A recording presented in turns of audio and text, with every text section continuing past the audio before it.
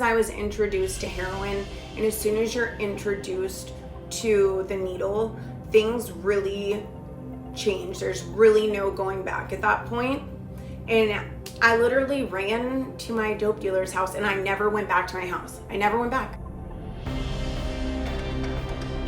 When I realized that I had become addicted to these pills, right? And I knew I was addicted based on the physical withdrawals that I would experience when I didn't have them. I got terrible restless legs. I would get edgy, agitated sweat. That kind of all started with the Roxy. I was introduced to heroin around that time period. And the crazy part about all of this is that my addiction didn't really start until later in my life. I graduated from college in 2012. I got a really great corporate job, and I did that for a few years. At this point, right around 2015, the end of 2015, I started experiencing some health problems. I was actually prescribed high quantities of 30 milligram Oxycodones, and that's really where everything took a huge turn for me.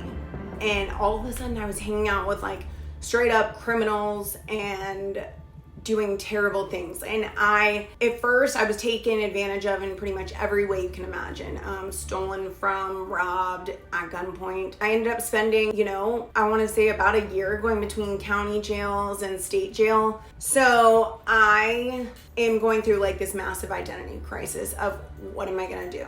I already knew my husband, my soulmate now. I knew him prior to going in, and we found ourselves doing the same thing over and over and over again. It wasn't until really in Tucson I started getting really sick, and I knew something was wrong. My legs were swollen. At this point we didn't have, we had no money, no cars, and I go to the hospital finally, and they're like, girl, we have to tell you something. And they tell me that I'm pregnant. Now, this moment in my life was the turning point. And so I was determined in that moment to get my life back. On top of being pregnant, I found out I was gonna have to have a heart surgery. So that was my first one. I've had 3. So my medical situation is just forever impacted by something I did for a few years. I was also simultaneously, my husband and I were given the opportunity to go to rehab upon me leaving the hospital, essentially. And